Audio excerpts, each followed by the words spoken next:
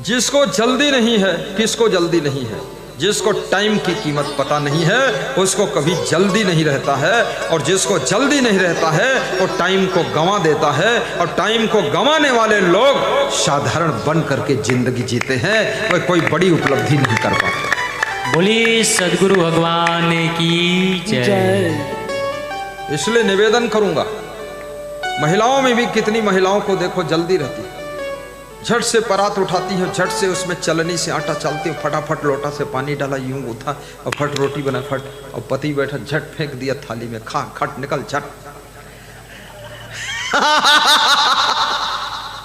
अब कितनी महिला ऐसे और चलनी उठाती है तो लगता है तीनों लोग उठा के ला रहे, अरे हो गया बांटा मर गया सब। इतनी ढिल्लर है, उठाया है चलनी और लगता हाथ नहीं आ रही, पाँव तेज नहीं चलती, फास्ट। भगवान राम को जल्दी रहता था। जब राम को वनवास दिया है महाराजा दशरथ ने, तो लक्ष्मण ने पूछा प्रभु मेरी इच्छा मैं भी साथ चलूं। राम ने सीता से भी नहीं कहा तुम साथ चलो, क्योंकि वनवास अकेले को मिला है ना, सीता को थोड़े मिला था। लेकिन याद रखना जो पति को मिलता है उसमें पत्नी का भी हिस्सा होता है, इसलिए उसे अर्धांगिनी कहते हैं। आधा हिस्सा होता, हाफ हाफ, 50%, 50-50। अगर कहीं प्रसाद मिले वहीं फाड़ के पैकेट पूरा मत खा लेना, 50-50 है, आधा पत्नी के लिए। कितने लोग तो प्रसाद मिलता है रास्ते में ही फाड़े फूड़े खाए खोए को झिल्ली हुए फेंक देते। घर में पहुंचे वाइफ ने पूछा कुछ प्रसाद मिला था, कि मिला था लेकिन रास्ते में हम खाए। गलत है, 50 है उसका।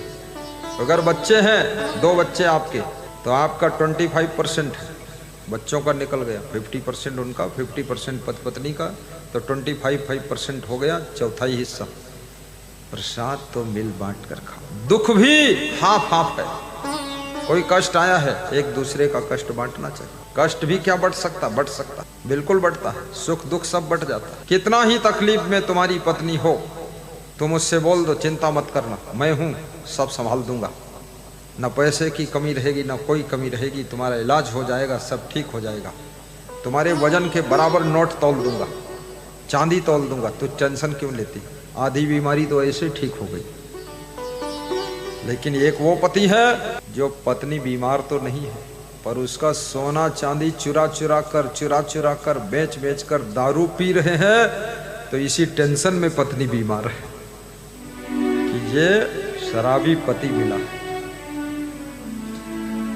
आपके कर्मों का, आपके कर्तव्यों का, आपके स्वभाव का, आपकी वाणी का, आपके रहन सहन आचार विचार का प्रभाव एक दूसरे पर पड़ता है। इसलिए कितनी स्त्रियों को बड़ी चिंता रहती है कि हमारे पति जी, इनको अब इस उम्र में ज्यादा मीठा नहीं खाना चाहिए, फिर भी मीठा बहुत खाते हैं, कुछ बीमारी हो जाए तो क्या होगा। कितने पुरुषों को चिंता रहती है कि मेरी वाइफ थोड़ा कम भोजन खाए तो ठीक है, ये ठूस ठूस कर खाती है, और वजन जब आई थी तो 50 किलो की थी, अभी तो 150 किलो की हो गई, अभी इसको कौन उठाए।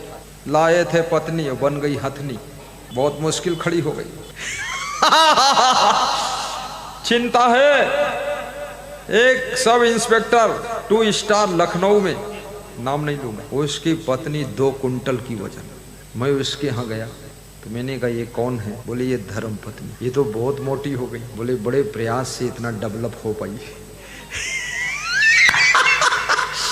तो हमने कहा कुछ और डेवलप हुआ, बोले मेरा वेतन सब इनके इलाज में चला, घर में रंग लगाने के पैसे नहीं, इनको मना करता हूँ नाराज हो जाती है, चुरा कर खा ले, मैं होता हूँ तो सामने कम खाती, कमरे में चुरा के खा, कुछ न कुछ खाती रहे। तो हमने कहा देवी जी बहुत दुख, आप वजन कम करो। बोले वजन की कोई दवा बताई दो कम हो जाए। हमके दवा की जरूरत ही नहीं, दवा से जो वजन कम होता है, कोई भी वजन घटाने की दवा डॉक्टर, जो कुशल डॉक्टर, बड़ा डॉक्टर, वो देता ही नहीं, वजन घटाने की दवा कोई नहीं। तो बोले क्या करें, बस कम खाइए। उन्होंने कहा 1 टाइम खाऊं, हमने कहा नहीं 3 टाइम खाइए, कम खाइए। बोले कैसे, हम तो 2 ही टाइम खाते, फिर भी बढ़ गया शरीर। कितनी रोटी खाते, बोले 10 रोटी दोपहर में खाते, 5 शाम को। हमको हंसी आई, हमने कहा 1 रोटी दोपहर में खाओ, आधी रोटी शाम को खाओ, और सुबह हल्का नाश्ता लो, 3-4 महीने में अपने आप कम हो जाए, कोई दवा खाने की जरूरत ही नहीं। जोर से हंसा करो तो भी कम हो जाएगा, और पानी घूंट घूंट कर पिया करो, वजन कम हो जाए। पानी गट गट करके पियोगे एकदम। आधा केला खा लिया करो, आधा केला इसमें जितने बैठे हैं सबको एक केला रोज खाना चाहिए। तुम लोग कोई वजन वाले नहीं हो, तुम तो भजन वाले। तुम्हारा कोई ज्यादा वजन नहीं है, सब 80 किलो के अंदर ही है सब। वजन जब 90 के ऊपर जाने लग जाए तब खतरे की घड़ी। तो एक केला रोज खाओ, एक जामफल रोज खाओ नमक मिलाकर, सेंधा नमक मिला। एक गाजर भी खाओ, बड़ी गाजर है तो आधी मूली भी खाओ नाश्ते में सुबह। और थोड़ा सा जो भी फल मिल जाए थोड़ा खा लो, पपीता खा लो, थोड़ा थोड़ा सब। और उसके बाद 2-3 घंटे कुछ मत, उसको पचने दो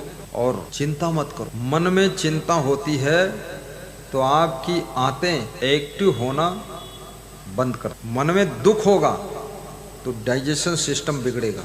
मन में टेंशन होगी आपका पाचन तंत्र कमजोर हो जाएगा। और अच्छी नींद नहीं लोगे पाचन तंत्र आपका वीक हो जाएगा। अच्छी नींद लीजिए, चिंता मत कीजिए, सोचिए विचारिए। जो मिला है बहुत मिला, जो खो गया है उसकी जरूरत, जो जरूरत है वो फिर मिल जाएगा। जो अपने पास है बहुत है, जो अपने पास नहीं है उसका काम भी नहीं। हमारी जरूरत के लिए कुदरत सब देती है। आपको जितनी जरूरत है उतनी बुद्धि भी मिली, आप प्रयोग कहाँ कर पा रहे हैं? हर आदमी 4% 5% से ज्यादा बुद्धि का प्रयोग नहीं कर पाता। एक वैज्ञानिक 10% बुद्धि का प्रयोग कर। यदि तुम 10% बुद्धि का प्रयोग कर लो तो चंद्रलोक, 2% 3% प्रयोग करोगे तो घर से ससुराल पहुंच जाओ। बस इतने ही हो, ससुराल से मायके, मायके से ससुराल। 2-3% वालों का। और यदि 8% बुद्धि का प्रयोग करोगे ना तो नेपाल से मध्य प्रदेश केलोधाला में आकर प्रवचन करो। वो हम आए हैं वहीं से 8% वालों में। अगर 16% कर लो विश्व में निराले दिखोगे। जैसे मुकेश अंबानी, गौतम अडानी, नरेंद्र मोदी, पीएम साहब। सभी पीएम ऐसे नहीं होते, उनको कोई जानता ही नहीं। कितने पीएम ऐसे हैं उनके पड़ोसी नहीं जानते ये पीएम है। हाँ, पड़ोसियों को पता नहीं, उनकी पत्नी को भी एहसास नहीं होता हमारे पति पीएम है। उनका तो लगता है हमारे पति वही हैं भोंदूनाथ जो पहले पीएम बन गए, कहीं जातिवाद के सहारे बन गए या पार्टी में कोई और समीकरण बैठ गया बन गए। वहाँ बुद्धि का आकलन कौन करता है? बुद्धिमान पीछे खड़े हैं और बुद्धू आगे चढ़े। उस आदमी को भी अवसर मिलता है। हर हर गंगे, अरे महोदय आप ही सब कुछ, आपके लिए जान लड़ा दूंगा, आपके लिए सब खोपड़ी के बाल काट के डाल दूंगा। ये सब चापलूसी की बात कर रहे वैसे चापलूसों को भी कुर्सी मिल जाती। ज्यादा खरा खरा बोलने वाले लोग साइड हो जाते हैं। इसलिए बहुत खर खर भर भर मत बोलो, खरे खरे थोड़ा गम खाना भी सीखो। तो आदत जरा सुधार लो। और हंसना बहुत जरूरी है। लोग हंसते कम, और हंसना उसी को आएगा जिसका मन कहीं नहीं फंसता है, वो हर समय हंसता है। अगर मन बुराइयों में फंसा फिर वो आदमी कभी नहीं हंसा, चक्कर में फंस गया वो तो। कोई भी एक आदत, एक बुराई आपकी हंसी खुशी को छीन सकती है। इसलिए याद रखना, जिसकी खुशियां गलत आदतों से छीन जाती, उन गलत आदतों को फेंको, बाहर करो। प्रसन्न रहो, बीड़ी कभी मत पियो। इसमें कितने ऐसे लोग जो बीड़ी नहीं पीते? हाथ उठाओ। ये महिलाएं सब बीड़ी पीती? एक भी नहीं हाथ उठाया। ये तुमको तो सबको उठाना चाहिए। नहीं पीती है। अब ये लफड़ा, बीड़ी नहीं पीना, सिगरेट भी नहीं पीना, दारू नहीं पीना, यही आदतें सुधारना। मांस मछली नहीं खाना, हरी सब्जी खाइए, भिंडी की सब्जी खाइए, टिंडा, भिंडी, आलू, गोभी, परवल, तुरई, लौकी, क्या टाप, मस्त बनाइए, प्रेम से खाइए। ये मांस मछली एक तो गंदा बहुत अपवित्र है, दूसरे इसमें जीव हिंसा होती है। और जीव मत मारो बापुरा, सबका एक है प्राण, हत्या कबहु न छूटी है, जो कोटिन सुनो पुराण। लाखों पुराण सुन लो, खूब नमाज कर लो, खूब मंदिर में घंटा बजाओ, शंख बजाओ, लेकिन जो जीव हत्या किया है उस पाप का बदला तो देना पड़ेगा। जो सिर काटे आन को आपन ले कटाए, और तुलसी या संसार में बदला कहूं न जा। राम ने बाली को मारा पेड़ की आड़ में छिपकर। राम का जब कृष्ण अवतार हुआ, कृष्ण भगवान को व्याध नाम के बहेलिया ने पेड़ की आड़ में छिपकर कृष्ण भगवान को बाण से, राम ने भी बाण से बाली को मारा। बाली व्याध नाम का बहेलिया बनकर पैदा हुआ और राम कृष्ण के रूप में पैदा हुए। भगवान को भी कर्म छोड़ता नहीं है तो इंसान को कैसे छोड़ेगा? जय जय जय जय। नाना प्रकार की तरंगे उठती, तरंगों में भी विवेक कीजिए। जो व्यर्थ की तरंगे हैं उनको कट करिए, जो सार्थक तरंगे हैं उनको सेट करिए। मनुष्य के जीवन में बहुत सी आदतें हैं, उन आदतों को तुरंत छोड़िए जिनकी वजह से घर का संगठन कमजोर हो रहा है, जिन आदतों की वजह से आपका ग्राफ गिर रहा है, आपकी कीमत गिर रही है, आपका मूल्य कम हो रहा है, जिन आदतों के कारण तुम्हारा स्वास्थ्य भी गिर रहा है, तुम्हारी उन्नति रुक रही है, तुम्हारा विकास बाधक हो रहा है,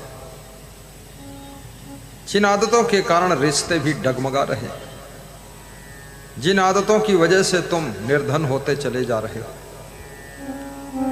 जिन आदतों के कारण तुम्हारा शरीर भी बदसूरत होता जा रहा है, जो आदतें आपको अच्छे समाज में बैठने लायक नहीं तैयार कर पा रही है, जिन आदतों के कारण तुम दुख भोग रहे हो, तुम्हारी जिन आदतों के कारण तुम्हारे परिवार के सदस्य भी दुख भोग रहे हैं, अपमान भोग रहे हैं, उन आदतों को कृपा करके शीघ्रता से छोड़ने का प्रयास करें। बचपन में जब तुम छोटे थे तुम्हारे में कोई आदत नहीं थी, केवल भूख लगती थी खा लेते थे, प्यास लगती थी पानी पी लेते थे, और नींद लगती थी सो लेते थे।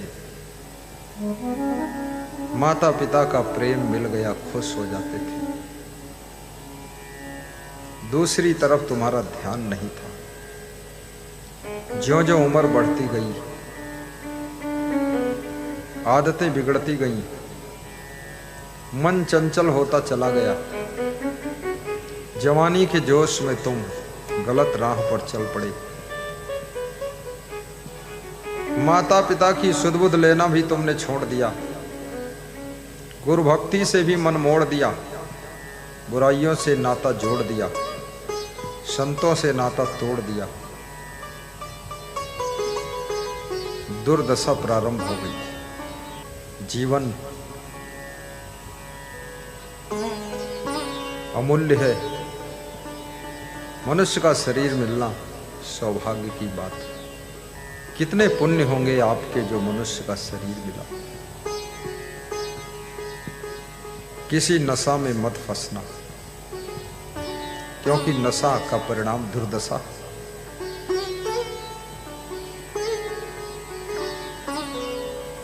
अपने घर के रिश्तों में मिठास घोलना, निज कर्तव्य को याद करना। मन में निरर्थक कामनाओं के जाल बनते हैं, उस जाल को भी तोड़ने का प्रयास करना। मान सम्मान की कामना को भी जीतना, क्योंकि मान सम्मान की कामना आपको दुख के कुएं में ढकेल देती है। दुनिया में मान सम्मान कोई किसी को देना नहीं चाहता, सभी लोग मान सम्मान पाना चाहते हैं। और तुम भी उस लाइन में खड़े हो कि हमारा मान सम्मान खूब हो, हमारा खूब नाम हो। ये भी एक तुमने मन में व्यथा पैदा कर दिया। नेकी कर नदी में डाल, अच्छा करो, परोपकार करो, पुण्य करो। नाम हो तो ठीक, कम नाम हो तो ठीक, कोई जाने तो ठीक, कम जाने तो ठीक, नॉर्मल रहो। कोटा राजस्थान में एक बालक हमारे साथ गाड़ी में बैठा था, भगत का लड़का। तो रास्ते में लिखा हुआ था ललित इंटरप्राइजेज स्टोर। तो उस लड़के ने कहा, गुरुदेव मेरे नाम से देखो, मेरा नाम लिखा है, मेरे नाम से इंटरप्राइजेज स्टोर चल रहा है। तो मैंने कहा, तेरा नाम है? बोले मेरा नाम ललित है। मेरा नाम लिख दिया था। मैंने कहा, ये दूसरे की दुकान है, उसने अपना प्रचार लिखा, तो उसमें अपना कहाँ जोड़ रहा? बोला मेरा ही है प्रचार ये। वो 12 साल का बालक खुशी मना रहा है। जब वो 20 साल का हुआ तब उसको पता चला कि मेरा नाम निशान तो है ही नहीं। बड़ा काम करने वालों का ही बड़ा नाम होता है, छोटा काम करने वालों का नाम छोटा होता है। और ये भी याद रखना, काम ना करने वालों का नाम नहीं भी होता है। और गलत काम करने वालों का नाम बदनाम होता है। अच्छे से अच्छा काम करने वालों का नाम क्या होता है? सम्मान के साथ लिया जाता है। राम का नाम जब हम लेते हैं तो सम्मान से लेते हैं, रावण का नाम लेते हैं तो बदनाम की दृष्टि से लेते हैं, सम्मान की दृष्टि से नहीं लेते।